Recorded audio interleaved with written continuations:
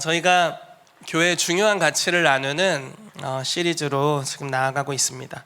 그래서 지난주에 이어서 사도와 선지자의 터 위에 세워진 교회라는 주제로 말씀을 나누고자 합니다. 오늘의 주요한 주제는요, 하나님 나라를 위한 교회라는 주제로 나누길 원합니다. 하나님께서 우리의 삶에 많은 은혜를 주고 계십니다. 참 감사해요. 예배 드릴 때마다 하나님의 임재가 우리의 삶에 찾아온다는 것이 얼마나 큰 기쁨인지 모릅니다. 예배를 드릴 때마다 주님을 느끼고 경험할 수 있다니, 그렇죠? 근데 이게 그림자와 같은 거래요. 천국에선 끝장난다, 이렇게 제 식으로 표현하자면 천국에선 하나님을 얼굴과 얼굴로 우리가 대면해 보게 될 것이다 라고 이야기하고 있습니다. 어렸을 때 하나님의 임재를 경험했을 때 이 임재가 너무나 행복하고 좋았습니다. 그동안 이런 걸 누려본 적이 없거든요. 사실 저는 곱게 큰 도련님과 같이 자랐지만 고생 별로 안 해보고 손에 물 별로 안 묻혀보고 물론 지금 많이 묻히고 있지만 그렇게 자랐지만 하나님께서 저의 삶에 그분의 임재를 통해 축복하시는 그 축복에 비할 것을 경험해 본 적이 없습니다. 어린 시절 주님을 만났는데 그게 얼마나 중요하고 좋고 행복했는지 저의 인생, 남은 인생의 모든 것을 하나님의 임재를 추구하는 삶을 살겠다라고 결단하게 됐습니다. 그리고 쭉 오게 됐어요. 그런데 감사한 건 후회가 되지 않는다라는 것이고, 잘 가고 있구나 이런 생각이 든다라는 겁니다. 이전에는 정말 간헐적으로 하나님을 조금씩 경험해도 그게 너무나 행복하고 감사했는데, 지금은 그때보다 훨씬 더 빈번하게 모든 순간, 내가 원하는 모든 순간 하나님의 임재와 영광을 누릴 수 있게 되었고, 심지어 하나님의 그 인도하심에 순종하게 될 때 점점 더 증가하는 하나님의 임재를 누리고 있습니다. 저는 몸으로 예배를 하는, 그리고 깃발로 예배하는 분들의 삶에 임하는 특별한 기름 부심이 참 부러울 때가 있습니다. 세상 뻣뻣한 게 저거든요. 이게 막 안 움직이거든. 앞에서 막 이거 막 이제 돌리기까지 하고, 많은 아이템들이 교회에 등장하고 있어요. 탬버린이 얼마 전에 등장했었는데 조만간 호루라기 나오지 않을까 싶고, 아직 쇼파르가 예배 중에 불려지지 않은 거에 참 큰 마음이 있습니다. 누가 또 불어주셔도 좋겠고, 이런 성령의 움직이심에 따라 움직이면서 표현하는 것들 참 중요한 것 같아요. 근데 저는 그게 참 힘들거든요. 근데 최근에 기쁜 소식이 하나 있었는데, 우리 이학기 전사님이 WLI에 참여하셨다가 하나님의 임재를 좀 특별한 경험을 했대요. 어떤 경험을 했냐면, 여러분 이학기 전사님 누군지 아시죠? 우리 교회에서 거의 나와 쌍두마차, 몸이 뻣뻣한 걸로 쌍두마차신데 그분이 이렇게 뭔가 춤을 추게 하는 하나님의 임재를 느꼈대요. 나 진짜 하나님이 살아계신다니까요. 이거는 주님의 그 살아계심이 아니고서는 표현될 수 없는 영역인데, 근데 이분이 주님이 이렇게 막 뭔가 춤추게 하는 기름 부심이면서 너무 놀래서 주님 정말 주님이시냐 이렇게 질문을 했는데, 그때 그 강사님이 그 소킹 CD 같은 걸 팔았어요. 소킹 소킹 음악을 팔았어요. 그래서 그걸 산 사람들을 위해서 또 기도해 주시고 이런 시간을 가졌거든요. 근데 이제 그거를 막 다 회수해서 거기다 안수를 하고 논아주고 또 안수해주고 이런 시간이었습니다. 그러니까 예를 들어 내가 딱 샀으면 자기 이름을 쓸 거 아니에요. 근데 거기 사람이 많았으니까 다 섞였을 거 아니에요. 그러니까 뭐라고 우리가 본부에서 광고를 했냐면, 이제 받을 때는 그냥 받고 나중에 자기 거 아니면 본부로 갖고 오면 이렇게 서로 교환을 해주겠다, 이렇게 했습니다. 그러니까 이학기 전사님도 이제 그걸 구매를 해서 자기가 딱 받았는데 자기 게 아닌 거죠. 그런데 누구 걸 받았냐면 그 HIM 전체에서 이 깃발하고 춤으로 예배를 총괄하시는 송은실 목사님 걸 받아버린 거예요. 주님 이게 진짜 주님입니까 하는데 그분 걸 받아버렸네. 이것이 표징이다. 그래서 그분이 이렇게 슬쩍 봤더니 이렇게 손을 뭔가 살살 움직이고 있더라고. 성령 안에서 움직이는 움직임이죠. 여러분 너무 티내지 마시고, 그분 부끄러움 많으신 분이니까 그 예배 오실 때마다 이렇게 슬쩍 보세요. 슬쩍 이렇게 보지 말고 슬쩍 보세요.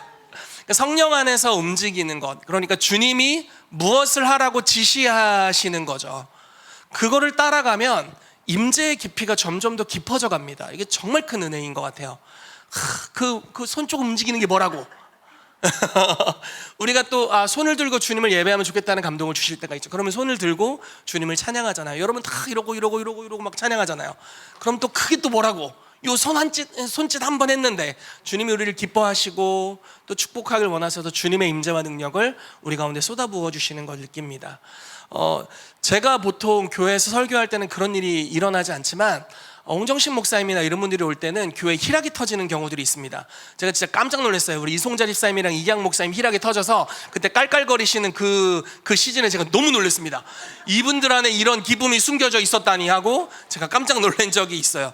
그러니까 성령께서 역사하셔서 무언가를 터쳐내실 때, 우리가 주님의 임재를 따라갈 때 그냥 내가 하던 방식이 아닌 기존에 우리가 따라가 본 적 없었던, 그렇지만 이건 분명히 주님이시라고 느끼는 그런 영역을 따라갈 때 하나님의 임재의 깊이가 점점 더 더해지는 것을 느낍니다.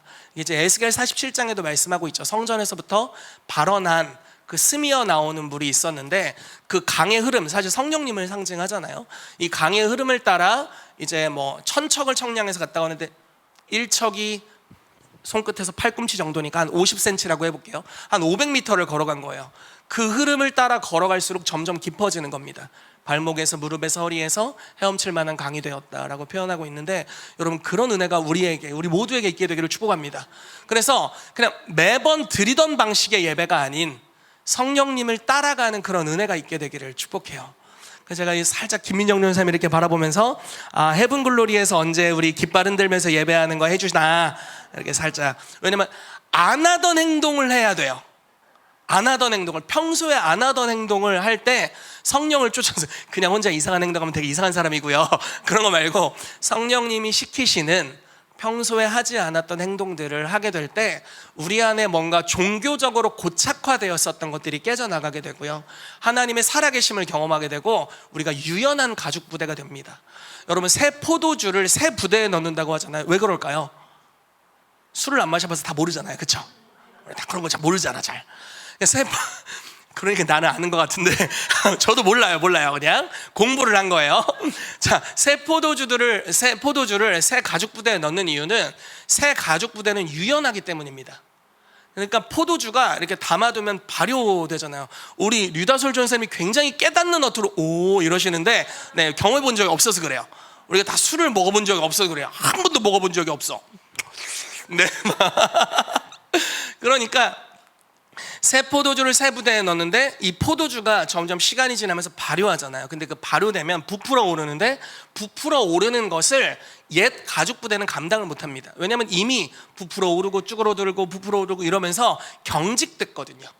그래서 이거를 견디지 못하고 터져버린다라고 이야기를 하고 있어요. 그러나 새 가죽 부대는 이게 유연합니다. 그래서 우리가 성령님이 무엇을 시키는데 너무 경직돼 있으면 성령님을 버리고 싶어 막 그렇게 될 수 있어요. 하나도 안 웃긴가 보네. 그런데 만약에 우리가 유연한 가죽 부대라면 평소에 하지 않았던 행동이지만 성령께서 감동을 주시면 그걸 믿음으로 하는 겁니다. 그게 유연한 가죽 부대죠. 하나님께서 그런 부대를 갖춘 사람들에게 새로운 포도주를 계속해서 쏟아부어 주실 것입니다. 하나님께서 시대마다 역사하시는 흐름들이 각기 다릅니다. 참 그게 감사하고 놀라워요. 근데 당연한 것은 하나님의 나라는 점점 더 증가되는 나라이고요, 예수 그리스도가 재림하실 때까지 하나님의 나라는 온 땅에 가득 채워지게 될 것입니다. 점점 증가하는 나라, 이 한 가지 사실뿐만 아니라 그리스도의 신부는 마지막 때가 될수록 결혼 정년기가 된 가장 성숙한 신부여야 합니다. 바로 여러분들입니다. 네, 그러니까 역대 어떤 교회보다도 마지막 때 교회는 가장 성숙한 교회여야 합니다. 아멘.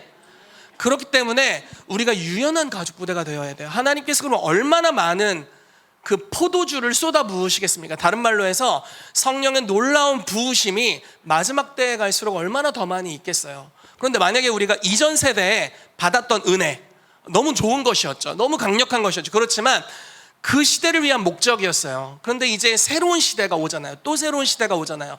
근데 그 시대에 새로운 성령의 부으심이 있는데 우리가 이미 늘어났다 줄어들었다 하면서 딱 경직돼 버렸어. 성령님은 이런 방식으로 역사하셔, 다른 방법으로는 안 해, 다른 건 다 이단 사입이야, 이렇게 딱 치부해버리고 성령의 새로운 움직임에 대해서 우리가 반응할 줄 모르게 된다면 이거는 주님이 그 사람을 사랑해서 거기다 새 포도주를 쏟아부으실 수가 없습니다. 왜냐면 그 사람 터져버리니까 감당이 안 되는 겁니다. 무슨 말인지 이해가 되시나요? 그러니까 성령의 흐름에 민감하게 반응할 줄 아는 은혜가 저와 여러분들의 삶에 임하게 되기를 예수 그리스도의 이름으로 축복합니다. 여러분, 예수님께 이거 하나만 읽고 막 가고 있는데 저는 성령이 인도하심이라고 믿습니다. 예수님께서 요한복음 5장에 베데스다 연못에 가셨어요. 거기는 병자들이 다 누워 있었습니다. 아마 제 생각에 한 1000명 누워 있었을 것 같아요. 막 1000명이 자리를 깔고 다 누워 있었다. 그런데 천사가 1년에 한 번, 언제인지는 모르지만 물을 움직이는 시간이 있는 거예요. 참 기적이죠, 그렇죠? 그런 참 좋은 곳이었습니다. 근데 물을 움직일 때 처음 들어가는 사람은 어떤 병이든지 치유가 됐대요. 몰라, 나도 몰라, 가보진 않았어, 모르는데 어쨌든 거기는 1년에 한 번 제일 먼저 들어간 사람만 치유되는 곳이었어요. 그러니까 아픈 사람이 얼마나 많아요. 요즘도 병원 가면 아픈 사람이 얼마나 많습니까? 그러니까 다 거기 들어가려고 거기다 누워있고 앉아있고 막 집어 던져줄 가족들이 함께 있고 막 그런 겁니다. 그런데 한 중풍병자에게 예수님이 찾아가셨어요. 모두에게 가신 것이 아니라 그냥 딱 한 명에게 가세요. 그리고 그 사람을 이렇게 질문합니다. 너 낫고자 하느냐?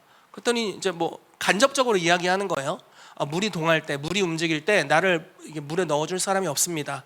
네 자리를 들고 일어나라, 이렇게 말씀하시고 싹 사라지세요.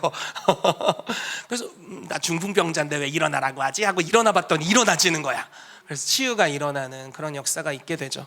그런데 그때 어떤 일이 발생하냐면 안식일에는 어떠한 일도 하면 안 된다는, 즉 가죽 부대가 딱딱하게 굳어서 하나님의 새로운 역사를 체험하기에는 이 부대가 터져버릴 사람들이 예수님에게 그 병자에게 찾아오고, 병자였던 사람에게 찾아오고 예수님에게 찾아와서 네가 안식일에 왜 병을 고치냐, 이렇게 따지게 되는 일이 발생합니다.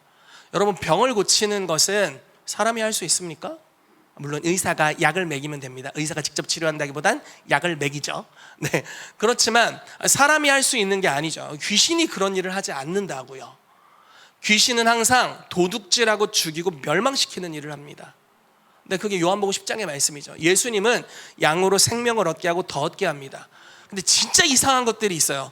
여러분, 초자연적인 이적과 기사가 일어나서 하나님으로 말미암아 주 예수를 믿고 성령의 능력으로 그런 일을 행하는 어떤 사람들을 향해서는 이단 사입이라고 이야기를 합니다.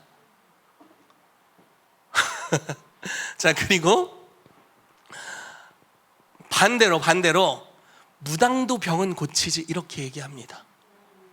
뭐 조자는 거지?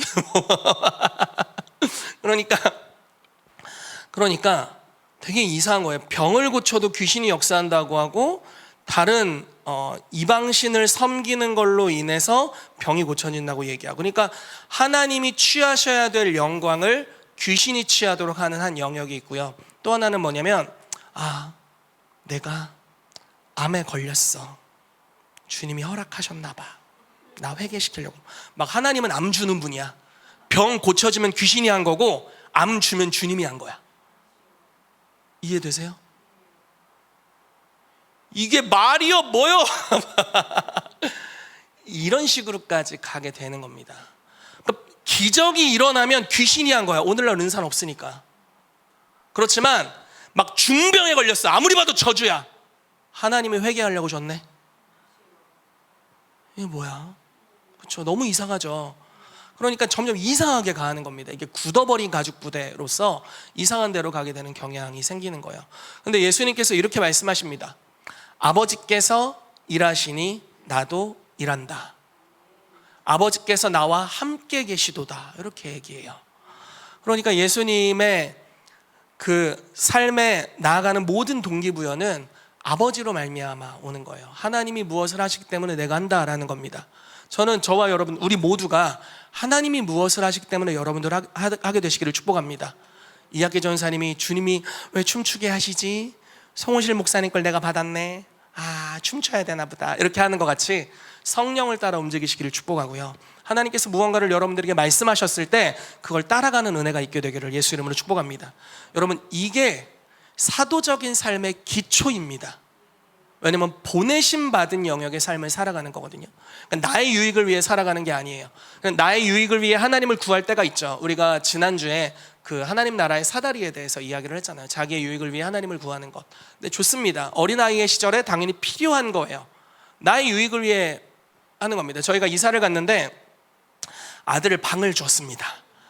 너무 행복해 하더라고요. 그런데 저희 아들의 특징은 그 저희가 안방에 있는데 거실에 있어도 무서워하는 아들이에요. 그러니까 얘가 독립할 수 있을까, 혼자 잘 수 있을까 이런 생각이 들잖아요. 그래서 이제 질문을 하는 거예요. 요한아, 혼자 잘 수 있어? 그랬더니 막 자기 잘 수 있대요. 언제부터 잘 수 있어? 내일부터요. 그래서 매일 내일부터 해요. 계속 지금 제가 재우고 나오고 있는데 계속 내일부터 잘 수 있어요. 근데 새벽에 깨는 거예요. 이제 살짝 깨잖아요. 근데 원래 이게 더듬적거리다가 아빠 엄마가 있으면 이제 다시 자는 거잖아요. 근데 더듬적거렸는데 아빠 엄마가 없는 거지. 그럼 이제 와서 부르는 겁니다. 아빠 엄마 어디 있어요? 이렇게 부르는 거예요. 그럼 여기 있어. 이렇게 하면 또 가서 재우고 약간 이런 걸 해야 되는 겁니다. 왜 나를 구했냐? 지가 자려고. 나의 유익을 위해서 아니에요. 아빠의 유익을 위해서 나를 구하는 건 아니에요. 그렇죠? 자기가 자려고 하는데 무서워. 그래서 저를 구했어요. 이게 나쁜 겁니까? 좋은 겁니까? 그냥 필요한 거예요. 그렇죠? 그 나이 때 합당한 것입니다. 하나님의 나라의 사다리의 가장 낮은 단계가 개인의 유익을 위해서 하나님을 구하는 건데 이게 잘못됐다고 이야기하는 게 아닙니다. 이게 필요하고 이 단계를 거쳐가야 됩니다. 그렇지만 하나님의 나라를 위해서 하나님을 구한다라는 것은 이제 하나님 제가 있는 곳에 좀 오세요 라는 것을 좀 더 뛰어넘어서 주님이 이렇게 콜링하시거든요. 나의 사랑 나의 어여쁜 자야 일어나 나와 함께 가자 이렇게 말씀하세요. 왜냐면 내 삶이 있는 처소로 막 산을 넘고 물을 건너 이렇게 오시거든요. 오셔서 함께 하시는 시간을 보내신 다음에 이제 일어나서 내가 가야 될 곳으로 네가 나를 따라와라 이렇게 말씀하시는 거예요. 우리를 그 여정으로 인도하시는 것, 이게 보내심 받은 자의 삶입니다. 이게 바로 사도와 선지자의 터 위에 세워진 교회가 나아가야 될 방향이에요. 개인에게 있어서는 성령님을 따라가는 삶을 살아가는 것입니다. 여러분, 사람이 하나님을 알 수 있는, 경험하여 알 수 있는 유일한 방법이 있습니다. 유일한 방법, 진짜 유일한 방법, 순종 외에는 다른 길이 없어요. 이해가 안 되시거든. 너무 수준 차이가 그분과 우리가 많이 나가지고 이해가 안 가요. 여러분, 어떤 분이 이런 얘기를 하더라고요. 성경은 어린아이가 읽어도 이해할 만큼 쉽고 가장 지혜로운 지혜자가 아무리 읽어도 이해할 수 없다 이렇게 얘기해요. 맞는 말이죠, 그렇죠? 저희 아들이 성경을 열심히 읽는데 다 아는 척해요. 아빠는 몇 구절이나 외워요? 이렇게 아는 척해. 다 이해한대 자기는. 그러나 아직 멀었죠. 그러니까 하나님을 알 수 있는 사람의 지혜의 능력으로 우리가 뭐 공부를 여러 많이 해서 몇 년을 해서 박사학위를 따고 또 따고 또 따도 하나님을 지식으로 알 수는 있지만 경험하여 알 수는 없습니다. 그분을 경험하여 알 수 있는 유일한 방법은 순종하는 거예요. 여러분, 그게 요한복음 2장에 잘 기록되어 있습니다. 가나의 혼인잔치가 있었을 때 뭐 포도주 없죠. 그러니까 마리아가 와서 포도주가 없다 이렇게 얘기했더니 예수님이 이제 결론적으로는 두세 통 이렇게 물을 넣어야 되는 이제 바가지, 양동이 같은 걸로 이제 물을 퍼부어야 되는 그 돌 항아리를 가져다가 물을 채우고 연회장에게 갖다 줘라 이렇게 얘기했죠. 왜 이 쓸데없는 짓을 시키는지 종들은 알지 못했습니다. 그렇죠? 얼마나 따질 말이 많았겠어. 뭐 우리 개고생 시키자는겨? 뭐 이렇게 할 수도 있고 이유를 알 수 없어요. 그렇지만 그냥 마리아도 권면했죠. 그가 무엇을 말씀하시는지 순종하라고 권면했고, 근데 재미난 건 자기 집 종도 아니야. 남의 집 종 시켰어. 근데 예수님도 일을 시켰어요. 근데 그냥 군말 없이 뭐 의미가 있겠지 하고 가서 물을 붓고 갖다 줬는데 연회장이 맛보고 이렇게 좋은 포도주를 왜 지금 내놨냐고 이렇게 말하는 일이 있죠. 그래서 결국 순종한 물떠온 하인들만이 그렇죠? 예수님이 하나님이심을 경험하여 알게 됐습니다. 이게 하나님을 알 수 있는 유일한 방법이에요. 그러니까 기록된 말씀에 순종할 때 하나님을 경험하는 것, 그리고 레마의 말씀, 지금 우리의 삶에 예언적으로 들려주시는 말씀에 순종할 때 하나님을 경험하는 것, 그리고 하나님의 소통 방식이 꼭 그런 것만은 아니죠. 비언어적인 소통 방식을 많이 사용하십니다. 가끔 제 아내가 저를 빤히 쳐다보고 있을 때가 있습니다. 그럼 제가 한마디 할 때 있어요. 커피 타달라고? 맞아 그거였어. 비언어적 소통 방식. 우리 부부관계 이제 오래됐잖아요. 그러니까 딱 이렇게 나를 계속 쳐다보고 있어. 아, 커피 타달라고? 딱 이렇게 아다리가 탁탁탁탁 맞는 겁니다. 네. 쓸데없는 얘기를 했네. 하나님의 비언어적인 소통 방식입니다. 성령님께서 우리의 삶에 무언가 사인을 주시는 거죠. 성령 안에서 움직이도록 사인을 주시면 그거를 따라가는 거예요. 그것이 사도적인 삶의 본질입니다. 그리고 그게 사실 순종이라는 거예요. 하나님이 말씀하시면 이해되지 않아도 주님을 따라가는 거죠. 그러면 보통은 나중에 이해가 됩니다. 근데 뭐 이해가 평생 안 되는 것도 있을 수 있겠죠. 그러면 여러분 금방 갈 거예요, 천국으로. 가서 다 이해가 될 겁니다. 아, 그래서 시키셨구나. 우리가 영원의 시간 동안 그분께 순종한 것이 얼마나 큰 의미였는지를 깨달아가게 될 것입니다. 하나님 너무 선하신 분이니까. 우리가 그 선하심을 경험하여 아는 유일한 방법이 하나님께 순종하는 것입니다. 여러분, 그런 은혜가 있게 되기를 축복합니다. 저는 저희 교회가 성령님께 순종하게 되기를 정말 바라요. 성삼위 하나님께 순종하는 은혜가 있게 되기를 축복합니다. 아멘. 자, 하나님의 나라를 위한 교회라는 주제로 말씀을 계속 나누도록 하겠습니다. 자, 교회의 목적입니다. 말씀을 같이 볼게요. 마태복음 16장 말씀입니다. 네, 마태복음 16장 18절에서 19절 말씀입니다. 같이 읽어볼게요. 시작. 또 내가 내게 이르노니 음부의 권세가 이기지 못하리라. 내가 천국 열쇠를 내게 주리니 내가 땅에서 무엇이든지 매면 하늘에서도 매일 것이요 내가 땅에서 무엇이든지 풀면 하늘에서도 풀리리라 하시고. 아멘. 여러분, 이 말씀 보시면 교회의 목적이 나옵니다. 여러분, 이 교회는 담임 목사 교회입니까? 성도들의 교회입니까? 예수님의 교회입니까? 그렇죠. 진짜예요. 진짜. 그러니까 주님이 말씀하시기를 베드로야, 내가 이 반석 위에 나의 교회를 세우겠다라고 말씀하셨어요. 그래서 교회를 주님이 세우셨기 때문에 어떤 목적으로 세우셨는지를 알 필요가 있습니다. 성경은 항상 이 첫 번째 언급의 법칙이라는 신학적인 툴로서 구성된 경우가 많습니다. 예를 들어서 선지자라는 단어가 언제 처음 나왔냐면 하나님이 말씀하시기를 아브라함은 선지자다. 저 사람에게 기도를 받아라. 뭐 이렇게 말씀하시는 그 블레셋 왕에게 꿈으로 나타나 말씀하시거든요. 그러니까 선지자는 기도와 밀접한 관련이 있구나, 이렇게 우리가 아는 거예요. 그리고 성경에서 여호와의 신, 즉 성령님이 어떻게 표현되냐면요, 수면 위에 운행하시더라. 처음부터 움직이는 분으로 나옵니다. 그리고 조금 안 좋은 곳에서 움직이세요. 그러니까 혼돈하고 공허하며 흑암의 깊음 가운데 움직이세요. 그냥 딱 나잖아. 내 위에 움직이시기가 참으로 적합하시다, 이런 생각이 드는 겁니다. 이게 첫 번째 언급의 법칙, 이런 식으로 우리가 적용할 수가 있어요. 그리고 베델이라는 그 지역에 대해서 제가 명칭이 정확하게 생각이 안 나네요. 어느 지역 사이에 아무튼 베델이라는 지역이 있었는데 야곱이 거기서 꿈을 꾸게 되죠. 그리고 하나님의 사닥다리를 경험하고 하나님의 임재를 거기서 경험합니다. 그리고 나서 이 지역에 대해서 이곳은 하늘의 문이고 하나님의 집이구나, 이렇게 얘기합니다. 그래서 하나님의 집이라는 것은 교회도 그럴 수 있죠. 항상 하늘의 문이다. 하늘과 땅이 연결되는 통로라는 것을 우리가 알게 됩니다. 이게 첫 번째 언급의 법칙이라고 할 수 있습니다. 여러분, 올해가 5786년이잖아요. 이 6이라는 숫자가 6하면 조금 그런 게 있어, 그쵸? 666 옛날에 많이 봐가지고 뭐 이상한 영화 같은 것도 많이 나왔던 것 같아요. 어릴 때 되게 무서운 거. 그래서 6 별로 안 좋은 해가 아니야, 뭐 이렇게 생각할 수 있는데 6이라는 히브리어 단어가 바브,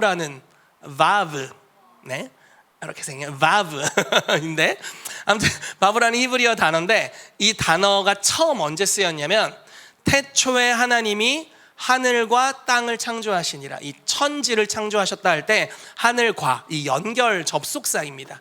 하늘 그리고 땅. 그래서 제가 믿는 건 올해가 정말 이 하늘이 땅에 임하는 해가 될 것임을 믿습니다. 아멘. 주기도문의 말씀이 정말 놀랍게 성취되는 시즌이 될 것을 믿습니다. 아멘. 자, 교회라는 단어가 성경에서 언제 처음 기록됐냐면 이 마태복음 16장에 기록되었습니다. 내가 내 교회를 세우리니 음부의 권세가 이기지 못하리라, 이렇게 말씀하셨어요. 그래서 교회라는 단어가 처음 여기 기록이 됩니다. 왜 주님이 교회를 세우셨는지, 그리고 앞으로 교회라는 단어가 나오면 다 이 맥락에서 우리가 교회를 봐야 한다라는 거죠. 자, 교회를 세우리니 음부의 권세가 이기지 못할 거래요. 이 음부의 권세라는 것은요, 사실 정확하게 해석을 하면 지옥의 문입니다. 갑자기 문이 등장해요. 그리고 뒤에 천국 열쇠가 등장합니다. 여러분, 열쇠를 어디다 꼽습니까? 문에다 꼽죠. 그렇죠? 그러니까 천국도 문이 있는 것이고 지옥도 문이 있는 것입니다. 문이라는 것은 이 시대, 그리고 그 이전 고대 시대, 또 이스라엘 시대에는 문이 법적 집행의 장소였습니다. 그러니까 재판석이었어요. 여러분, 룻기를 읽어보시면 보아스가 자기의 철을 얻기 위해서 어디서 재판을 받냐면 성문에서 재판을 받아요. 성문의 장로들이 함께, 그러니까 장로들이 이렇게 앉을 정도로 성문이 좀 컸던 것 같아요. 거기 앉아서 성문 위에서 이제 재판, 판결을 내리는 겁니다. 그래서 재판과 판결의 장소, 다른 말로 표현하자면 정부의 기능이 있는 다스림의 장소였다는 거예요. 그러니까 마귀도 지옥의 흐름을 풀어놓기 위해서 이 땅에 문들을 설치할 겁니다. 문이 설치되면 계속 그 지옥의 흐름들이 풀어져 나오게 되겠죠. 그렇죠? 하나님도 동일하게 문을 설치하신다는 겁니다.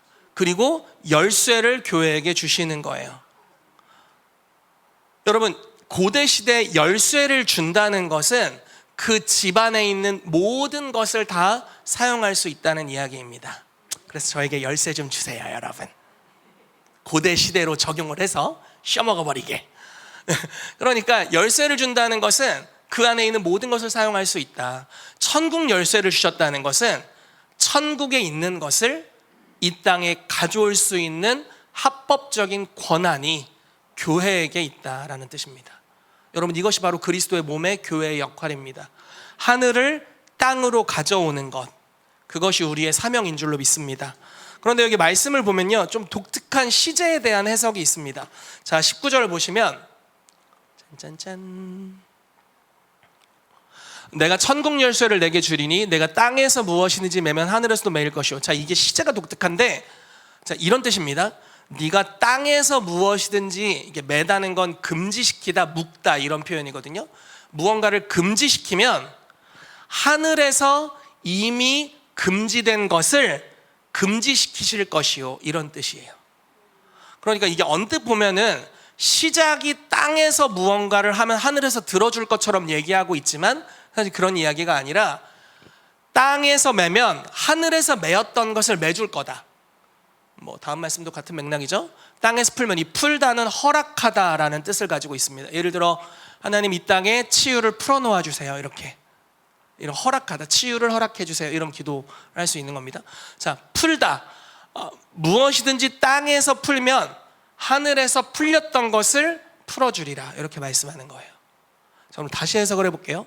교회의 역할은 분별하는 것입니다.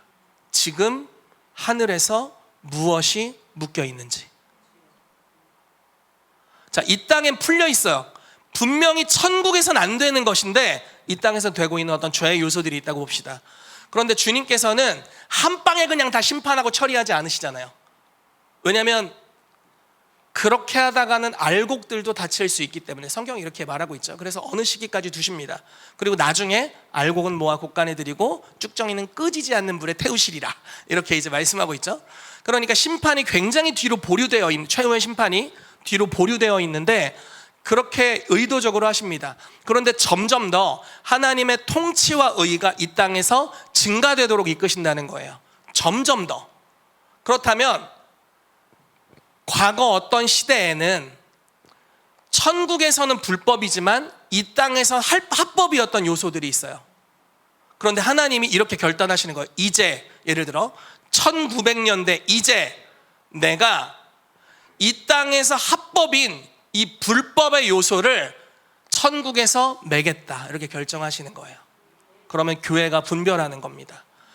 천국에서 지금 요게 묶였네, 그럼 우리도 이제 땅에서 묶자, 이렇게 하는 거예요. 이해가 되실까요? 어렵지 않죠? 그러면 이걸 분별해서 땅에서 묶는 일을 하면 하늘에서도 승인해 주시겠다는 이야기입니다. 그래서 이 분별이 얼마나 중요합니까? 이 땅에서 하나님이 무슨 일을 하고 계신지를 분별하는 것이 너무나 중요하다라는 거예요. 여러분 1900년대 초만 해도 방언이라는 은사, 오늘 방언으로 기도하시는 많은 성도들이 있는 걸 보고 참 좋았습니다. 방언으로 기도하는 은사는 거의 1800년도에는 이단 사이비가 다 그렇게 하는 것 같은 느낌이었어요.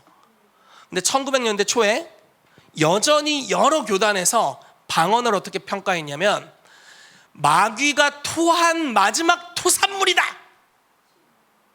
그게 방언이다, 이렇게까지 평가를 했단 말이에요. 그러니까 사실 근데 그게 아니죠. 너무나 잘못된 평가잖아요.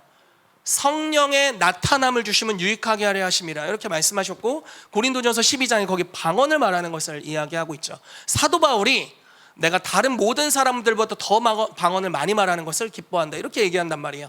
방언이 얼마나 중요한 은사입니까? 여러분 성경을, 이런 표현 좀 그렇지만 성경 누가 제일 많이 썼어요? 사도 바울. 누가 제일 방언 많이 했어요? 사도 바울. 방언을 많이 해야지, 그렇죠? 너무 당연한 거예요. 너무 논리적인 거예요, 이제 우리 때는. 근데 과거에 그렇지 않았다고요. 분위기가, 시대의 분위기가, 이전에 하나님이 주신, 쏟아 부어주신 포도주가 있는데 그 시대마다 부어주시는, 하늘에서 허하셔서 이 땅에 풀어놓아 주신 포도주들이 있는데 이미 그걸 받았는데 거기 종교적으로 고착돼 버린 겁니다. 하나님의 부흥을 경험했지만 그 부흥에 그냥 딱 고착돼 버린 거예요. 그래서 포도주 부대가 굳어버렸네. 근데 방언을 용납하는 데는 어려움이 있네. 왜냐면 이전에 하나님이 그런 방식으로 역사하지 않으셨기 때문에. 근데 시대가 바뀌죠. 저희가 지난주에도 다뤘지만 다니엘서 2장 말씀에 하나님은 때와 계절을 바꾸신다라는 겁니다. 바뀌었어요. 하늘에서 이전에는 그래 땅이 조금 성숙의 과정이 필요하니까 여태까지 허락하진 않지만 이제 허락되어야 돼 하면서 계절을 바꾸신단 말이에요. 저희 아들이 태어나면서부터 저희가 각방 쓰진 않지만 이제 허할 때가 되었다라는 겁니다. 뭐 결국은 독립해야 돼. 저희가 지금 아들을 막 내쫓습니까 밖으로? 그럴 수는 없는 거예요. 때가 있는 거죠. 성숙의 여정에 따라서 결국 장성한 분량이 이르러서 부모를 떠나 아내와 아빠의 한 몸을 이루는 하나님이 새로운 가정을 허락해 가실 것입니다. 그러한 여정을 우리가 부모가 순서에 따라서 차근차근 이끌어주는 거죠. 그러니까 어느 때가 되면 합당하다고 여겨서 젖을 먹이던 것에서 이유식을 먹이고 밥을 먹이고 이제 김치 씻어서 먹이고 이런 것들을 우리가 하게 되는 것입니다. 하늘도 천국도 하나님도 이 땅에 대해서 그런 방식으로 접근하신다라는 거예요. 그래서 예를 들어 천국에서 이제 방언을 이 땅에 풀어내기로 결정하셨어요. 그래서 부흥이 임하는데 그 부흥의 표징이 방언이었어요. 그래서 막 열심히 주님을 사모하고 은혜를 사모하는데 주님의 임재와 능력이 풀어지는데, 다른 때는 그런 현상이 없었지만 이제는 막 입을 틀어 막아도 막 입이 떨려. 막 이러면서 막 입이 떨리는 그런 역사가 일어나는 거예요. 그래서 막 방언이 계속 되는 거예요. 그래서 하나님께서 오늘날 이것들을 허락하신다라고 받아들이는 유연한 가죽 부대를 가지고 이걸 받아들이는 그룹에서는 그 시대의 놀라운 부흥의 역사들을 경험하는 겁니다. 안타까운 것은 새로운 포도주를 부으실 때 가장 많이 박해하는 그룹이 이전에 부으셨던 포도주를 받은 그룹의 지도자들인 경우가 있어요. 좀 더 극단적으로 표현하자면 이전에 부으셨던 기름 부으심의 혜택을 통해서 은혜를 경험한 사람들이지만 그들 중에 그냥 그 은혜를 따라가기보다는 그 종교적인 것들을 따라갔던 사람들이 그 다음 운동을 비판합니다. 그게 너무나 안타까운 일이에요. 여러분 요즘은 뭐 대한민국은 장로교나 침례교나 성결교나 감리교나 뭐 어디를 가든지 거의 다 방언합니다. 너무 당연한 문화가 됐어요. 제가 저희 선교학교 이제 저희 아이가 이제 앞으로 입학할 선교학교 그 입학 설명회를 갔습니다. 그리고 이제 설문 같은 걸 부모에게 쓰라고 뭘 빼곡히 이렇게 적어줬어요. 거기 뭐가 써 있는 줄 알아요? 방언에 대해 어떻게 생각하십니까? 이렇게 써놨어요. 우리 학교는 적극적으로 방언합니다. 그리고 난 그 다음 구절에 너무 놀랐네. 예언에 대해 어떻게 생각하십니까? 이렇게 나와 있더라고. 그래서 난 무척 동의한다고 막 이렇게 막 종이 찢어질 때까지 막 이렇게. 왜냐면 그 학교가 세워진 지 얼마 안 됐을 때 학교에서 저에게 요청했거든요. 학교에 예언을 가르쳐 달라고 요청을 하셔가지고 제가 예언을 가르쳐 드렸는데 이제 여기에 써 있더라고. 근데 그런 걸로 인해서 많은 시비가 있었습니다. 그 전에 방언을 열심히 하는 것으로 말미암아서도 시비가 있었대요. 그렇지만 받아들이기로 결정한 거예요. 유연한 가족 부대가 되기로 결정한 겁니다. 그러니까 교육기관이 그렇게 할 수 있다는 건 얼마나 큰 축복인지 몰라요. 그렇죠? 교회가 그렇게 반응할 수 있다면 큰 축복입니다. 성령님이 오늘날 하시는 어떤 종류의 것이든 그분이시라면 우리는 받아들여야 합니다. 그리고 순종해야 합니다. 그리고 그분을 따라가야 됩니다. 그러면 거기에서 하나님을 경험하는 놀라운 경험들이 일어나게 돼요. 주님이 우리와 영원히 함께한다고 말씀하셨어요. 임마누엘, 이름 자체를 임마누엘로 하셨습니다. 그래서 내가 쭈구리가 돼서 막 방 구석에서 이러고 있어도 주님은 거기 함께하세요. 참 주님이 친절하셔. 그런데 내가 주님이 운행하시는 분이시기 때문에 창세기 1장 3절 말씀에 수면 위에 운행하신다 이렇게 말씀하셨죠, 성령님이. 그래서 움직이시는 분이구나. 그분이 이 시대에 무엇을 위해 움직이시는지를 분별하고 깨닫고 그걸 위해 내 삶을 드리며 나아가면 경험하는 차이가 달라지는 겁니다. 하나님께서 훨씬 더 증가된 임재와 능력을 그들에게 풀어놓으시고 그런 그릇을 준비한 자들에게, 그런 새 부대를 준비한 자들에게 하나님의 포도주를 쏟아 부으실 줄로 믿습니다. 아멘. 그래서 아무쪼록 저희 교회를 축복하는 것은 땅 하늘에서 무엇이 매여 있는지를 분별하기를 축복하고요, 하늘에서 무엇이 풀렸는지를 분별하기를 축복합니다. 여러분, 이걸 개인 적용할 수도 있습니다. 가정에 적용할 수도 있습니다. 교회, 시대에 적용할 수도 있습니다. 하나님께서 여러분들의 삶이 지금 100% 거룩하진 않잖아요. 아닌가? 눈 감고 얘기해야 되나? 우리의 삶이 지금 100% 완전히 성화되어 있거나 거룩하진 않습니다. 내가 봐도 내 삶에 죄의 요소들이 있단 말이에요. 어떻게 이거 한 번에 뜯어 고치냐 이거지. 근데 뜯어 고치긴 해야 돼, 언젠간. 언젠간 뜯어 고쳐야 되는데 어떻게 그걸 하겠어요? 근데 하나님께 기도하는 겁니다. 왜냐면 이런 모습 그대로도 사랑하시고 함께 하시거든요. 성령님이 동행해 주세요. 얼마나 친절하십니까? 그런데 희태가 이제 더 이상 이건 아니야, 이렇게 말씀하실 때가 와요. 그렇죠? 하고 이제 따라가야 돼. 적당히 타협했는데 이제는 아니겠죠? 이렇게 하고 따라가야 된다고요. 그런 요소들을 하나씩 말씀하시는 거예요. 이제 천국에서 난 이걸 매기를 원해. 너도 땅에서 매라, 이렇게 말씀하시는 거예요. 내가 너의 삶에 새로운 능력들을 풀어주길 원한다. 이제 너도 이제 이 땅에서 그걸 풀어내야 돼, 이렇게 말씀하실 수 있다는 겁니다. 제가 예전 교회에서 사역을 할 때 금식을 너무 많이 했어요. 그래서 금식 너무 싫었습니다. 제가 우리 HIM에서 제일 싫어하는 강사님이 루잉글 목사님이었습니다. 계속 이렇게 흔들면서 막 금식하라고 계속 메시지를 전하셔가지고 그분은 영광이 임하는데 너무 싫어, 이렇게. 그분은 사랑하지만 그분의 메시지는 부담스러워. 왜냐면 금식에 너무 트라우마가 있어가지고 너무 힘들었어요. 근데 그래서 제가 한 10년을 금식을 안 하고 먹었더니 이 몸이 되었단 말이죠. 근데 어느 순간부터는 이제 더 이상은 아니라는 마음이 들더라고요. 그래서 금식을 했어요. 그리고 깨달았죠. 내가 독을 먹고 있었구나. 왜 이렇게 몸이 편해, 금식을 하는데. 너무너무 좋더라고요. 그래서 이제 기회가 될 때마다 하려고 하고 있습니다. 무언가 이전에는 허락되지 않았지만, 이전에는 내가 감당할 수 없었지만 성장하면서 하나님께서 하나씩 하나씩 재단해 가시는 것들이 있을 거예요. 여러분, 이런 성화의 여정을 걸어가시기를 예수 이름으로 축복합니다. 이 시대에 하나님께서 무엇을 지금 풀어내고 있으신가? 대한민국에서 하나님이 어떤 것을 풀어내고 있으신가? 이걸 우리가 분별할 수 있다면 얼마나 놀라운 은혜가 있을까요? 그럼 우리가 순종을 통해 주님을 따라갈 수 있게 될 것입니다. 아멘. 자, 말씀을 좀 더 봅시다. 목적을 위한 교회의 구조입니다. 이 목적이라는 것은 하나님의 나라를 이 땅에 풀어내는 목적을 위해 주님이 교회의 구조를 독특하게 설계하셨습니다. 에베소서 2장 말씀이에요. 2장 19절부터 22절 말씀입니다. 같이 읽어볼게요. 시작. 내게 주신 하나님의 은혜를 따라 내가 지혜로운 건축자와 같이 터를 닦아두매 다른 이가 그 위에 세우나 그러나 각각 어떻게 그 위에 세울까를 조심할지니라. 이 닦아둔 것 외에 능히 다른 터를 닦아둘 자가 없으니 이 터는 곧 예수 그리스도라. 그러므로 이제부터 너희는 외인도 아니요 나그네도 아니요 오직 성도들과 동일한 시민이요 하나님의 권속이라. 아멘. 자, 여기 지금 아주 독특한 말씀인데요.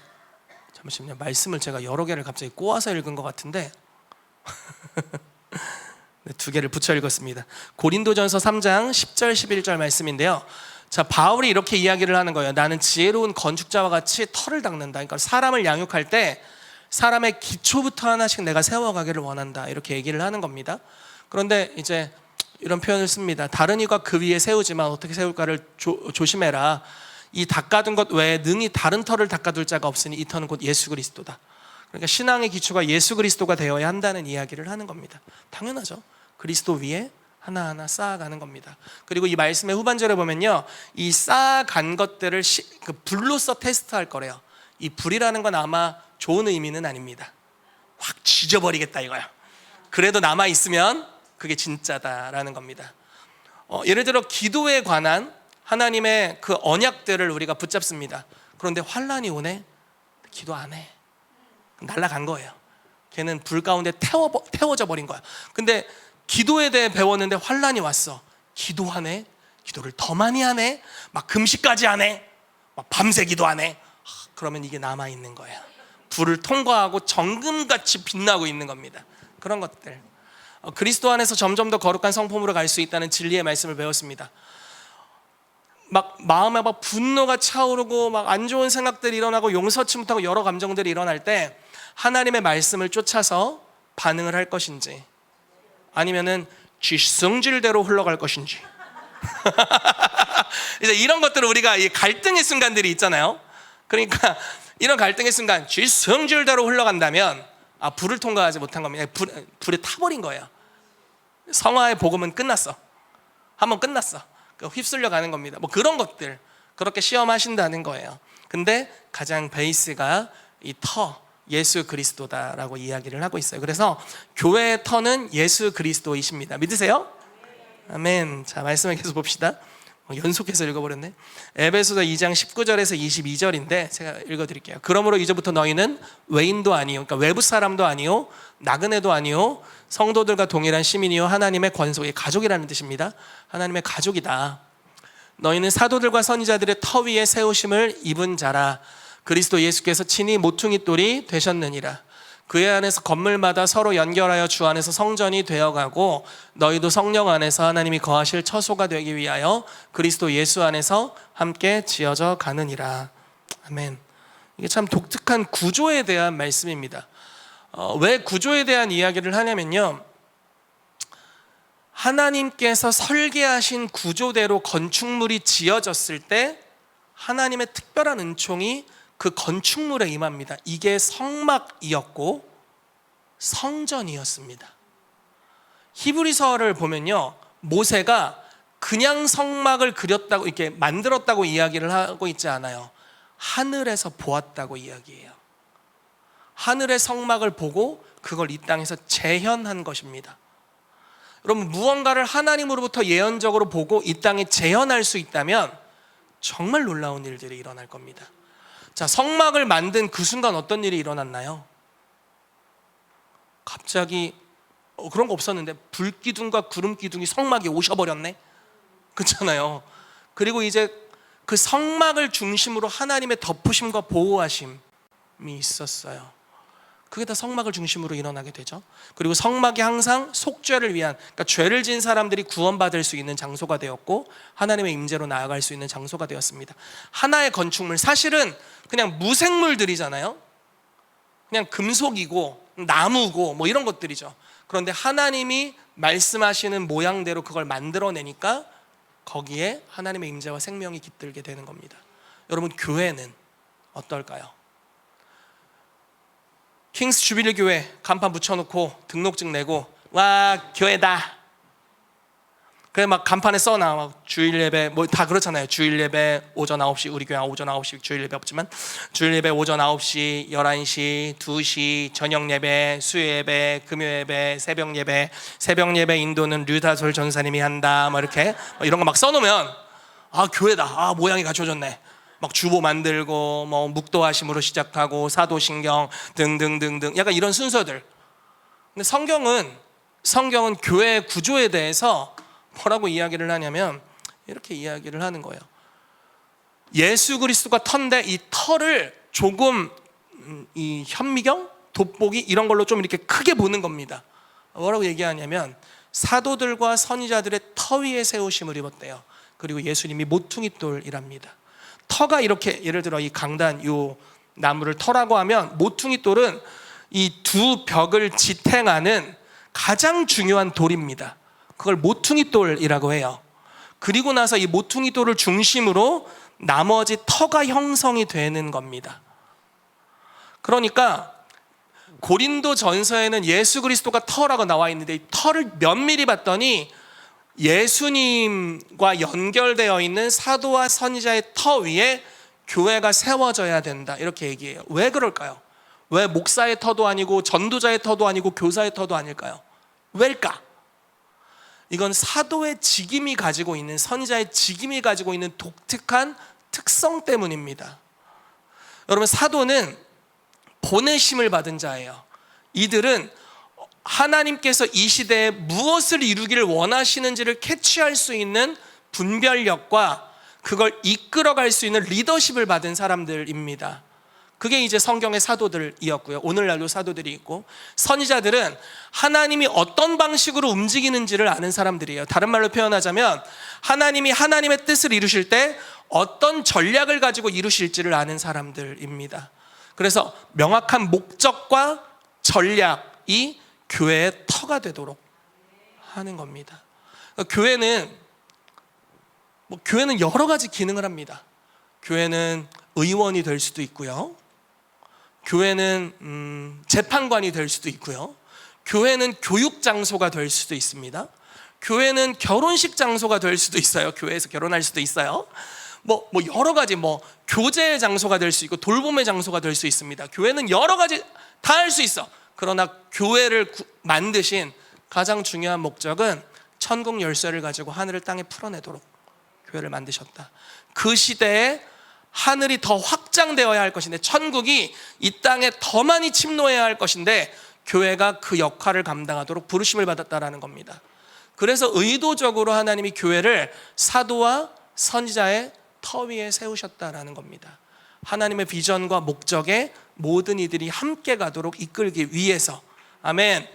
여러분, 그 은혜가 우리 모두에게 입혀지게 되기를 예수 이름으로 축복합니다.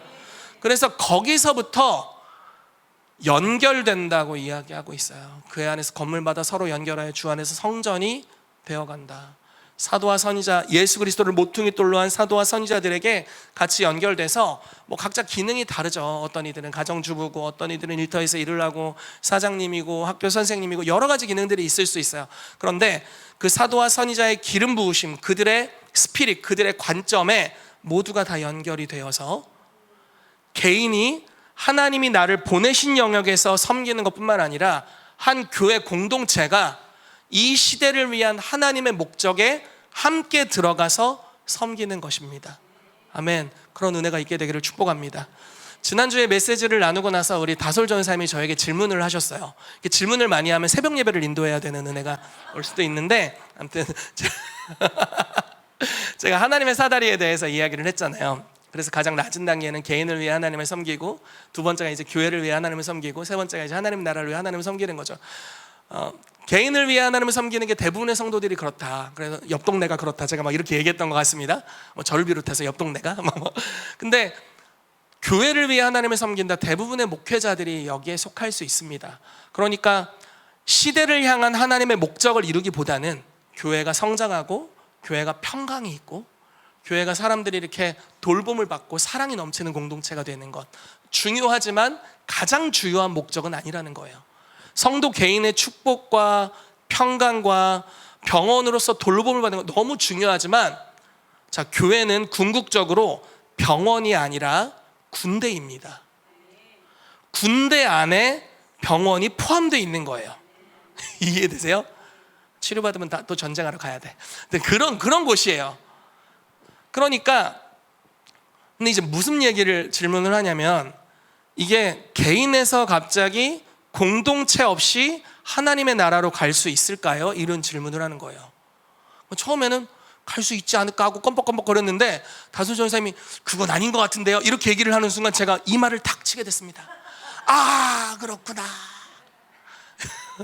탁, 무릎을 탁. 왜 그러냐면 개인이 하나님의 나라를 섬기는 거 좋습니다. 영향력이 너무 약해요. 혼자 할 수 있는 게 거의 없다고 보면 됩니다. 그냥 자신의 안위에 관한 것들밖에 할 수가 없습니다. 그러나 공동체가 함께, 그러니까 교회가 함께, 그러니까 건강한 교회라면, 저희 교회가 그렇다는 게 아니라 그런 교회가 되어야 한다고 말씀드리는 겁니다.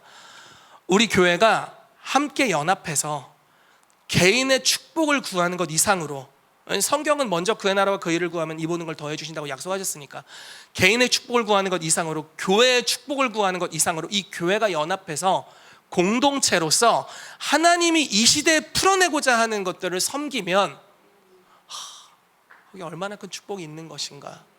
그러면은 이때 임하는 놀라운 축복은 개인에게만 풀어지는 게 아니라 그냥 몇몇에게 풀어지는 게 아니라 이 시대에게 풀어지게 돼요.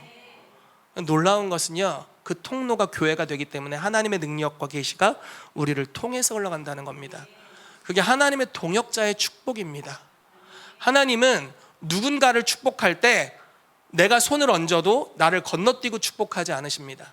그 사역자를 통해서 그게 흘러가게 하세요. 교회가 그런 사역을 하도록 부르심을 받은 줄 믿습니다.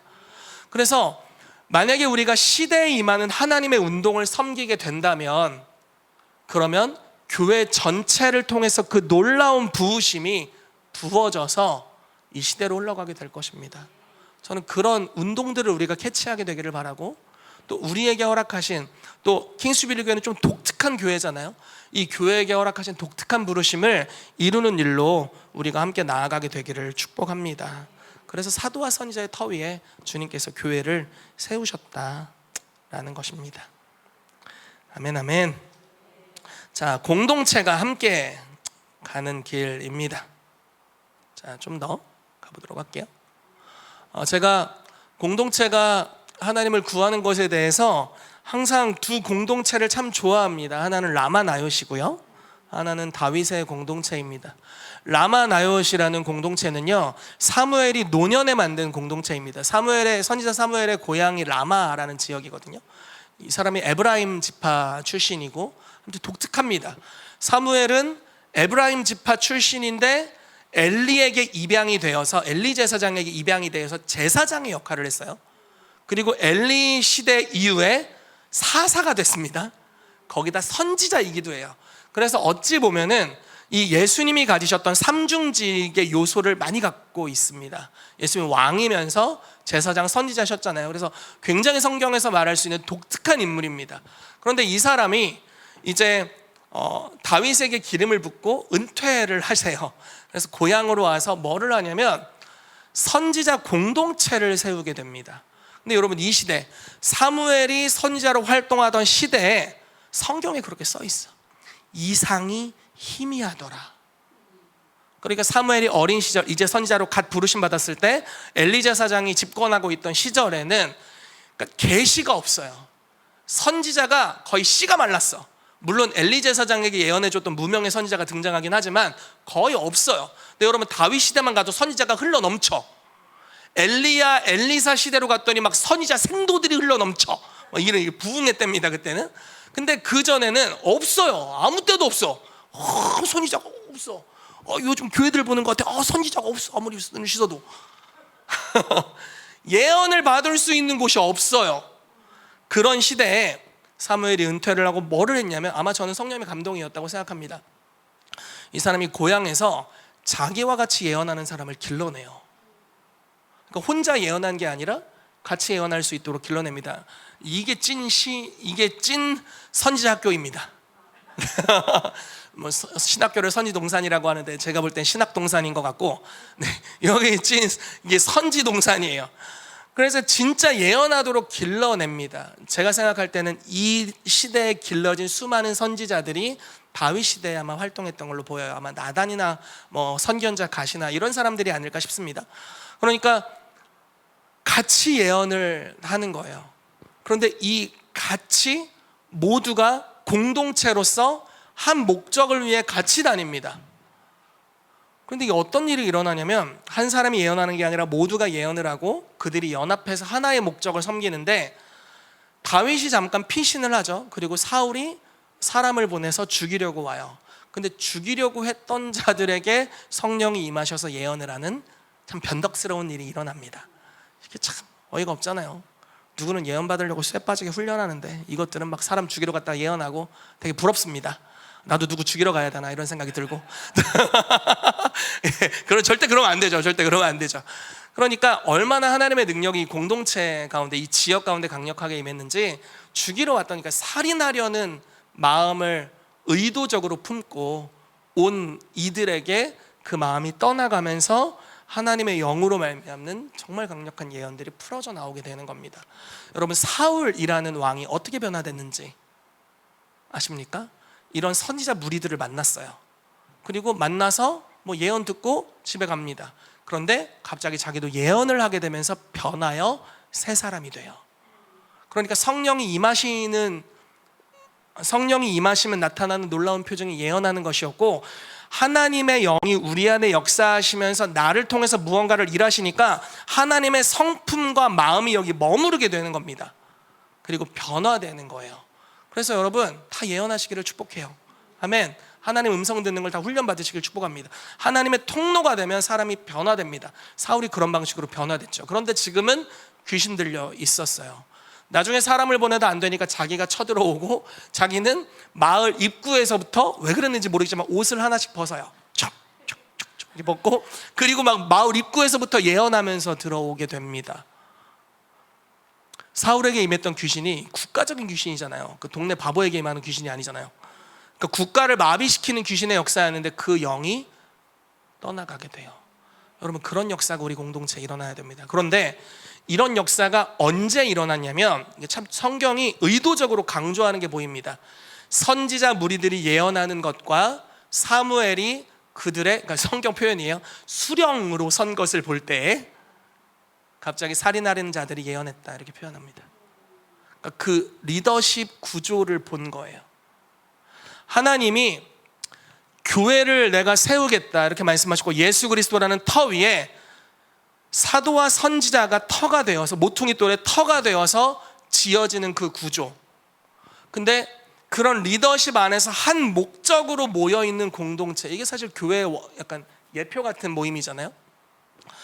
근데 사무엘이 그들의 리더십으로, 한 사람이 모두가 예언할 수 있지만, 자 보세요, 모두가 하나님의 음성을 들어요. 그렇지만 명확하게 리더가 사무엘이에요. 이 사람이 하나님의 음성을 들어요. 그리고 이 사람이 듣는 음성을 모두가 동의하며 따라갑니다. 기존의 교회 목사님들이 왜 예언 사역을 안 풀어내는 줄 알까요? 아실까요? 다 지멋대로 갈 것 같아서 그래요. 그리고 지멋대로 갔었고. 이해되세요? 막 기도하다 막 들린다 해가지고 막 어디로 가. 그러니까 무서운 거야. 목사님들이 들린다 보인다 하고 어디로 가버리니까. 그러니까 하나님의 교회를 지으신 그 교회의 설계대로 우리가 머무는 법을 배워야 됩니다.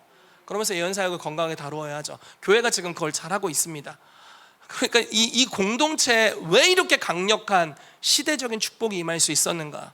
어떻게 사무엘도 기름 부음 받게 하고 다윗의 위기 때 다윗도 보호해 줄 수 있었는가? 리더십의 권위 안에 잘 정렬되어 있는 모습입니다. 즉 사도와 선지자의 터 위에 공동체가 세워져 있었다라는 겁니다.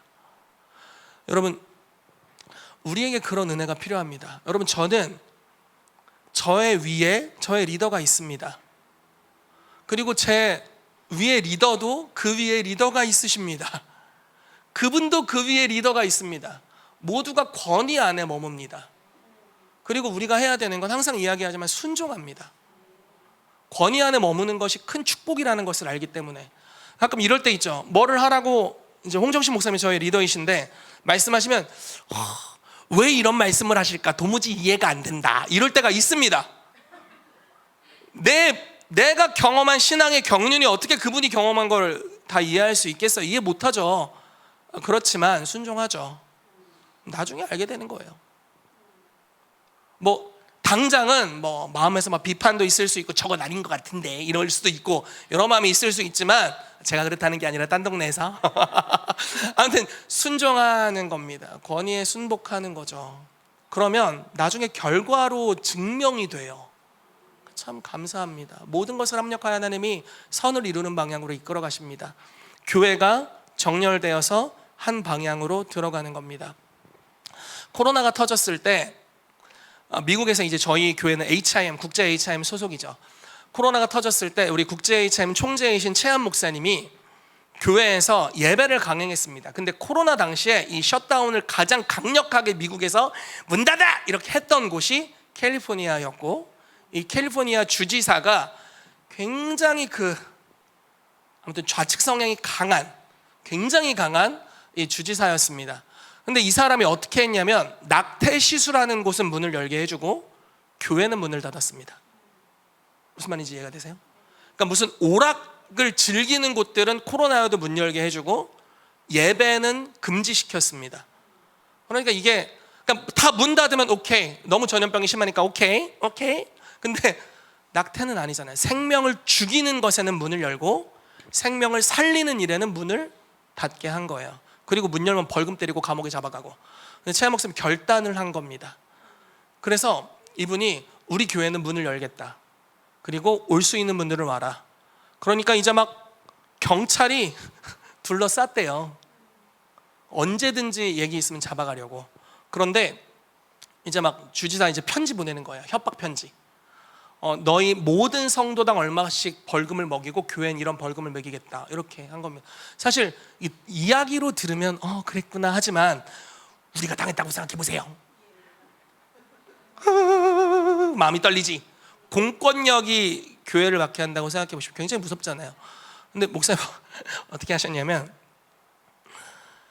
성도님들이 벌금을 받으면 교회가 다 이걸 지불해 주겠다.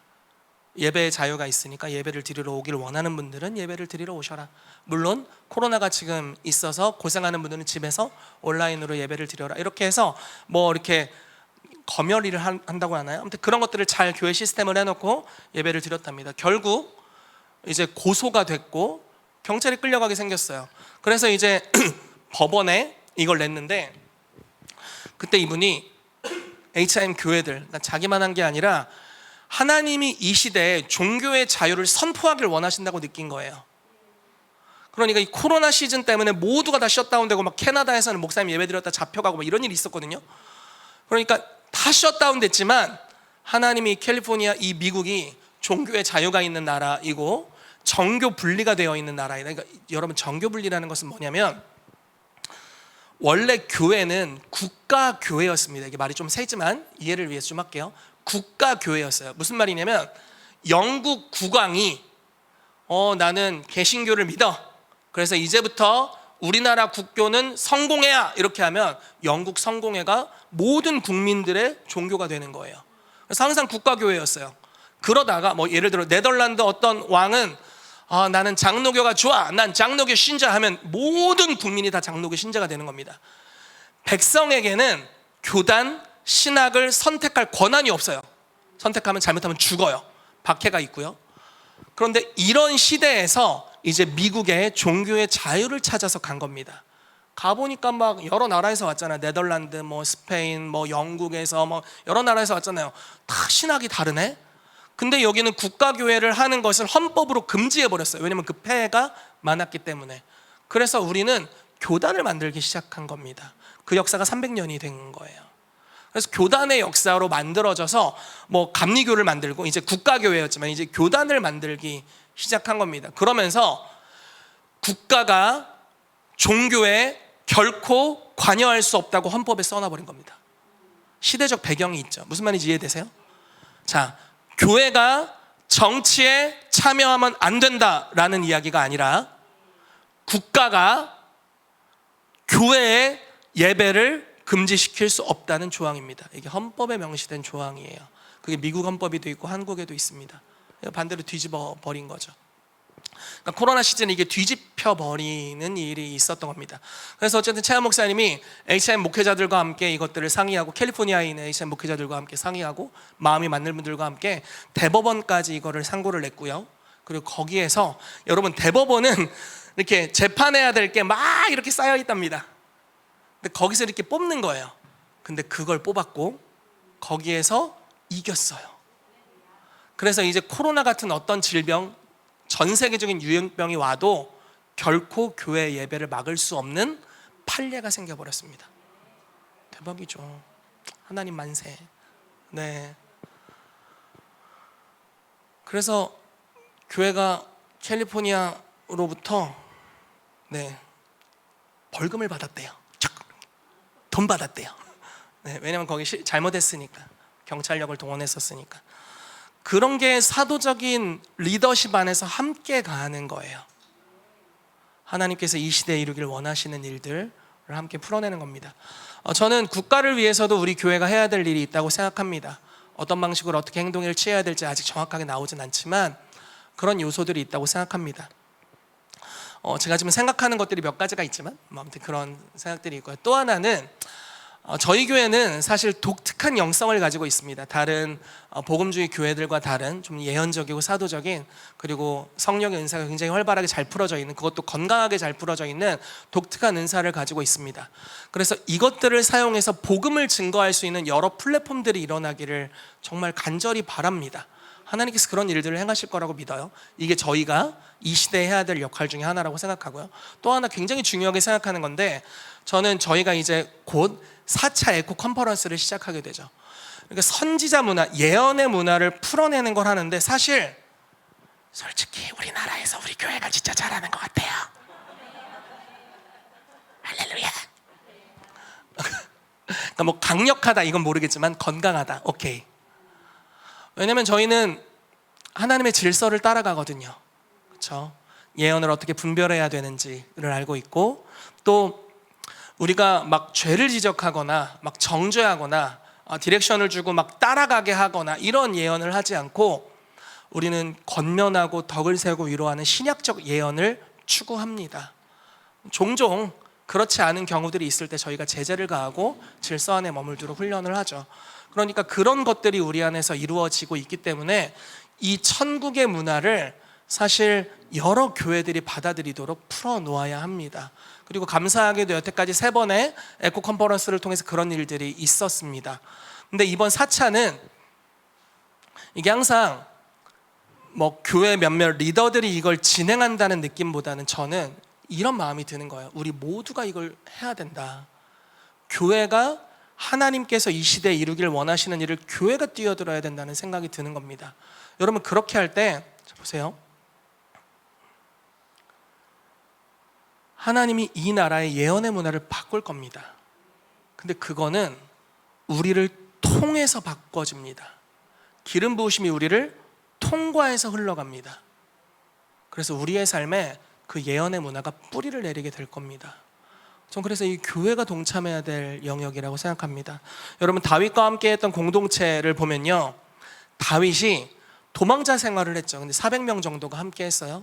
그런데 이 사람들이 뭐 다윗과 함께 있었으니까 얼마나 그 성령의 흐름들이 있었겠어요. 그리고 선지자들이 갖고 와서 예언도 해주고 좋은 흐름이었을 거예요. 그러니까 독특하게 이 사람 예배하는 자였기 때문에 하나님의 임재가 있었고, 그 임재 안에서 나중에 보면요, 막 군대 장관들도 예언하고 막 그럽니다. 그런 걸 보면은 아마 예언적인 기름 부으심이 이 공동체 시절부터 흐르고 있었다는 거죠. 그런데 자기 멋대로 살지 않습니다. 자기가 원하는 방향대로 막 가지 않아요. 다윗이 여기를 가자 하면 같이 가요. 저기를 가자 하면 같이 가요. 근데 이게 강압적이거나 억지로 막 조종하면서 끌고 가거나 내가 말하는 대로 안 하면 저주받아 뭐 이렇다거나 그런 것이 아니라 아주 자발적인 것이었어요. 그리고 이 공동체를 하나님이 계절이 바뀌어서 이 공동체 전체를 이스라엘의 정부 영역으로 들여보내셨을 때 한 세대 만에 귀신 쫓던 왕에서 여호와를 경외하는 나라로 바뀌어버려요. 그리고 더 놀라운 것은 함께했던 공동체가 다 하나님의 높은 차원의 부르심으로 함께 나아갑니다. 이게 한 사람이 가는 길이 아닌 거예요. 여러분, 교회가 하나님의 목적을 우리가 함께 섬기게 되면 하나님께서 담임 목사 축복해 주시겠죠? 그랬으면 좋겠어요. 그런데 교회 전체가 축복을 받는다라는 겁니다.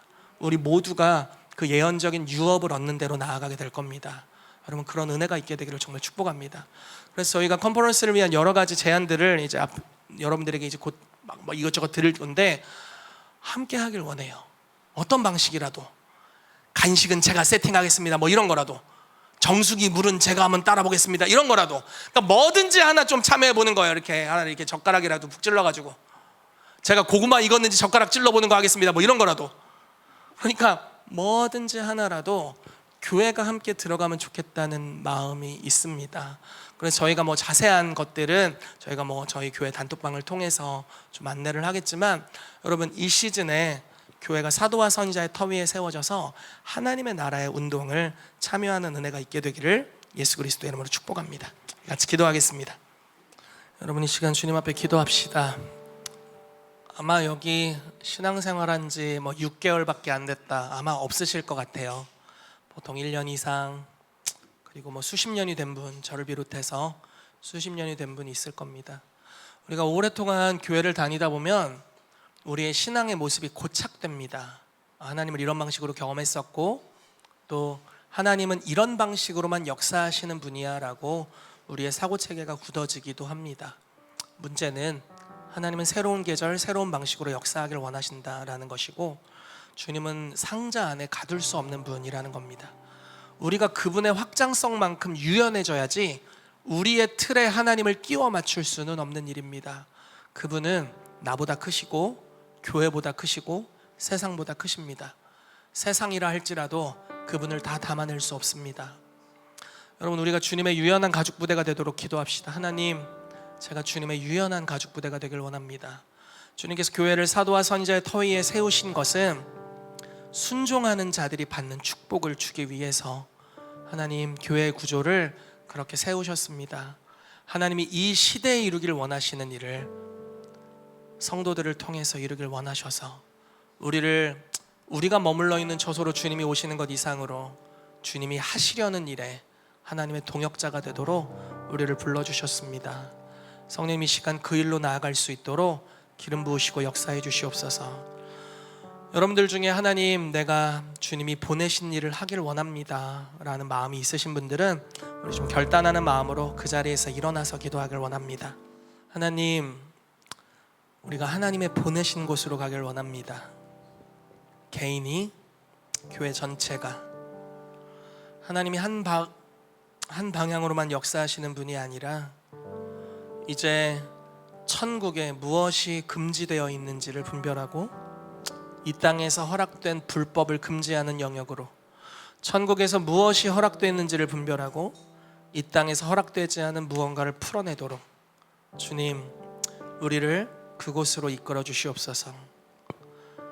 예수님의 제자들이 예수님을 처음 만났을 때 주여 어디 계십니까 하고 주님이 계신 처소로 갔던 것 같이 오늘 우리가 주님이 계신 곳으로 나아가길 원합니다.